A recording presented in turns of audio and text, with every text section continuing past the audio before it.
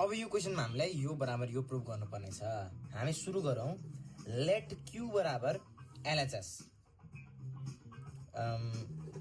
yz को power log y minus log z, zx को power log z minus log x अनि xy को power log x minus log y।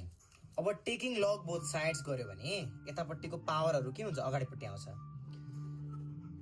Taking लग both sides गर्यो भने यता लग Q हुन्छ, यो भनेको यतापट्टि लग लाग्छ, यो सबै यहाँ आउँछ हैन। अब हामीले लग लगायौँ। अब लग क्यू भनेको के हुन्छ त, हेर लग भित्र कुनै कुराहरू के छ, मल्टिप्लाईमा छ।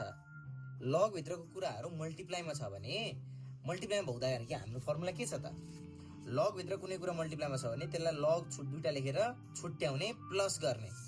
लग भित्र मल्टिप्लाई छ भनेपछि यसलाई छुट्याएर प्लस गर्ने भनेको log yz log y minus log z plus log zx log z minus log x plus log xy log x minus log y हैन।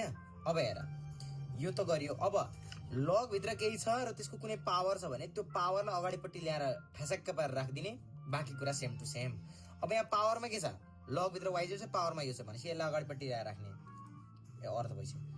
लग क्यू बराबर यसलाई अगाडि log y minus log z अनि log yz यहाँ हुन्छ हैन, अनि plus log z minus log x अनि यो के हुन्छ log x zx plus log x minus log y times log xy हुन्छ। अब हेर त यहाँनिर अब log yz भनेको के हो, log yz भनेको के हो, लग भित्र कुनै कुरा मल्टिप्लाईमा छ, y इन्टु z छ भने त्यसलाई के गर्न मिल्छ, दुईटा बाहिर लेखेर एड गर्न मिल्छ हैन। अब यहाँ हेर यो भनेको log q बराबर log y minus log z, यो yz भनेको के हो, log y plus log z हो। किन मल्टिप्लाईमा छ लग भित्र भने त्यसलाई बाहिर निकालेर एड गर्न मिल्छ।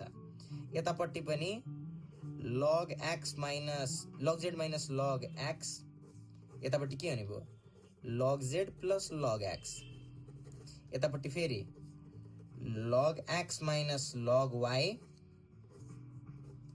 अनि यता log x plus log y हुने भयो हैन।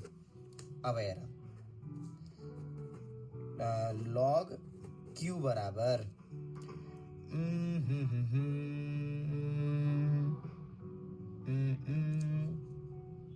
यो भनेको log y को स्क्वायर माइनस log z को स्क्वायर हो। a minus b times a plus b भनेको a square minus b square को फर्मुला हो। a square minus b square को फर्मुला त हामीलाई थाहा छ भनेपछि यो यस्तो भयो। अब यसमा पनि a minus b whole a square minus b square को फर्मुला लाउँ त log z को whole square minus log x को होल स्क्वायर अनि यतापट्टि पनि log x को whole square minus log y को होल स्क्वायर। अब हेर log y को whole square minus log y को होल स्क्वायर कट्यो, log z स्क्वायर कट्यो, log x स्क्वायर यो पनि कट्यो किनकि प्लस र माइनस छ सबै। अब और log q बराबर 0। अब 0 भनेको के हो, 0 भनेको log 1 हो, जहिले पनि log 1 भनेको 0 हुन्छ। अब हेर q भनेको log 1 हो, log q भनेको log 1 हो भने q बराबर 1 हुन्छ। अब q बराबर यो भनेको के हो, RHS हो। यतापट्टि q बराबर के गरेको थियौँ हामीले, LHS बाट सुरु गर्दा q बराबर LHS बाट सुरु गर्दा q बराबर RHS आयो भनेपछि LHS बराबर q बराबर RHS भयो। यसको मतलब के भयो, LHS बराबर RHS प्रुभड। ये